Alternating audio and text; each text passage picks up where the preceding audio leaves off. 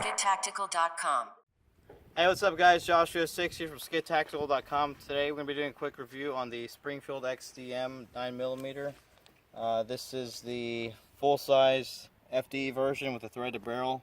Also comes with upgraded sights, suppressor sights. I was given this to me by a friend, and this is my first take on a Springfield. I've shot them. I've shot a lot of other 9mm, Berettas, 1911s, but I mainly shoot Glocks, 19, 17. I'm trying to get a 34 soon, but I haven't really delved into any other gun models because I just love Glocks so much. So this is a review coming from just shooting Glocks a lot. There's some things I like, a lot of things I really don't like, and we're going to cover those here. First off, I like the tapered slide there. Makes it feel a lot smaller than it actually is. I don't like this part here at the back of the slide. It's kind of open, just looks like you can get some dust and crap in there. Firing pin indicator, that's pretty cool. And there's a chamber indicator here. Loaded chamber indicator pops up. I'll show that here in a little bit. But yeah, I love the grip a lot. I have the standard, basically the smallest grip panel here. So I point it and the sights are lined up, not like the Glock where the gun's pointing up. This is like the perfect grip angle. I don't really care for these the grip safeties. I don't like them too much. Now, the finish is melanite, and I appreciate that. It's really nice. The barrel also, the finish is really good, and yeah, holds up to like rusting and all that pretty well. Picatinny rail here, which is basically standard on all pistols nowadays. Now, one thing here is the magazine release. If you can see, I push it on one side.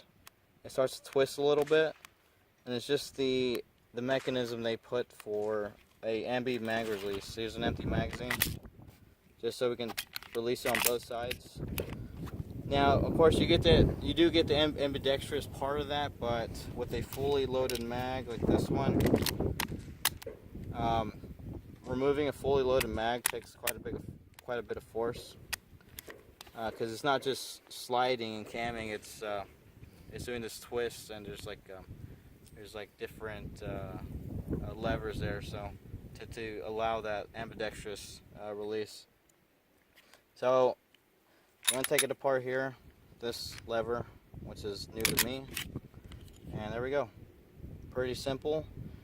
Now, going on to the problems, it's kind of like a snowball thing going on here, where there's one little problem and I fix it and it delves to new problems.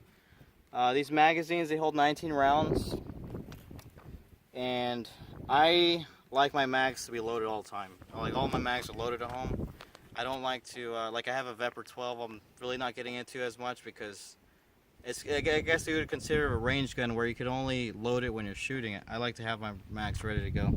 So these mags, originally they're springs. I loaded to 19, and yeah, let them sit, and I'd take them shooting and all that. Over like 3 months, they had compressed so much that rounds were really sluggish, and they weren't feeding, they were getting misfeeds. So in these, I put Wolf plus 15% or something magazine springs, and now the magazines work perfect. But if we go over here, this slide release, you can see it moving freely. Empty magazine, also moving freely. Loaded magazine, it starts to rub against the magazine. It's almost like if the mag is bulging out a little bit, like even just a little bit. So I can fix that by dremeling off the excess material down there. But like I said, I mean, the magazine problem shouldn't be there. I mean, cops leave their guns loaded always, you know, so the people saying that the spring compressed, you know, your magazine should be able to work if left compressed for, you know, at least 3 months. My Glocks, always loaded for years, always worked, but in this case, no. So like I said, the Wolf magazine springs fixed that, but introduced this new issue which I have to fix. Also, the slide release button, the magazine that keeps it pushed down, the ratio for it wasn't set right.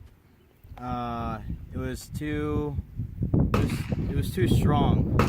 So with the original magazines, I mean, even at the last round, I wouldn't lock back because it was pushing, this lever was being pushed down too much, so I had to weaken it. So, putting all that aside, it's a gun that I got, and I had to work on it. And I am still working on it, and I don't like that. I just like to buy guns, shoot them when they work, So, one issue brought in more issues, and it shouldn't happen. So, sometimes the slide locks back because your thumb goes up a little bit and touches it and stays there and it locks it back. But like I said, I'm gonna work on it, but I really don't like guns where I have to work on them. They should just work out of the box. But besides all that, this trigger's nice. I'm not a fan of like lighter triggers, putting lighter triggers in my guns, but this is a nice trigger and it is easier to shoot.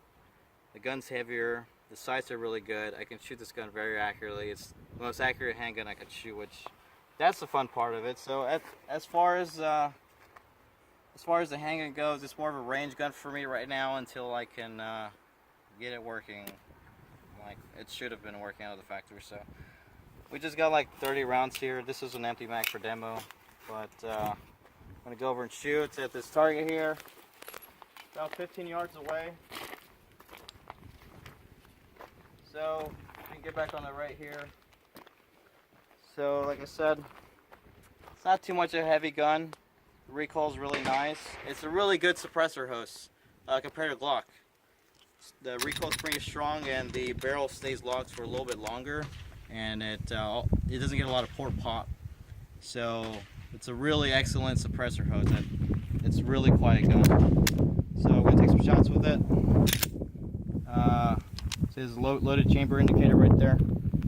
Really cool. You just rub your hand over it. I'm gonna take 6 shots at one of the yellow dots. Actually, I'll go for the center target.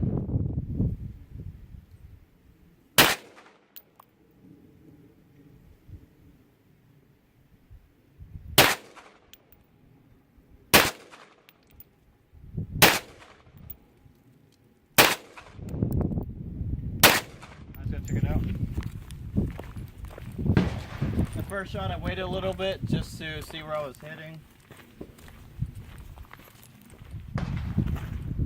Really good. Fist size target like at 15 yards and nothing special. Let's go back a little bit. It's very accurate to shoot. That's what I like most about it. It's just when you go to the range and you can get some steel targets way out there, you just always ping at them.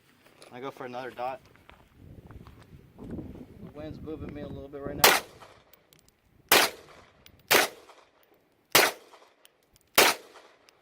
I just gotta check that one out. I pulled one of them, but that's pretty excellent for me. Got about a 2.5 inch group at about 15 yards. Alright, so now we're just going to play around here, dump the rest. Like I said, we're not shooting too much. And I have about 400 rounds to it, so I got an idea of how it shoots. The grip's very comfortable.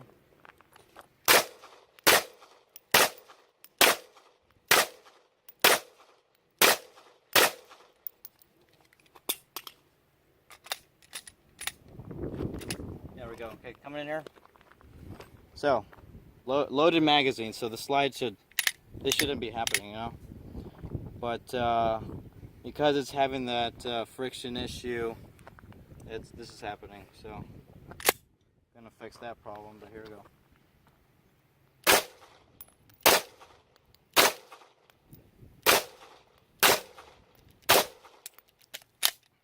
And no lock back. Alright, so that's it for the Springfield XCM 9mm.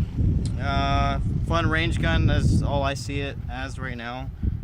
Fun to shoot accurately, soft recoil and good suppressor host, but as something ready to go, I just can't trust it because of the issues that came out of the factory. The slide release spring that not proportionally, the force not being proportional to the magazine spring, so them not working together well. The magazine spring weakened really badly over time. And I say that your mag should be able to to still work in that weakened state. These stopped working after 3 months of being loaded. Cops carry magazines loaded. Like a gun that's ready to go, ready to be used for like serious use. The mags are loaded and they work. This one is not one of those guns. The Wolf Springs fixed it.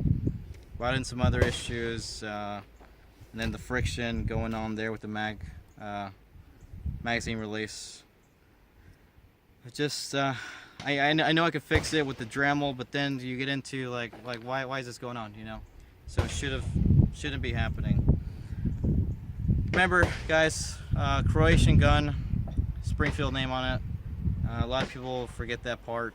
So I think it's about it. Like I said, good fun range gun. You shoot it very accurately. Good suppressor host. For serious use, no thanks. So, Josh 306 for skidtactical.com. Thank you so much for watching.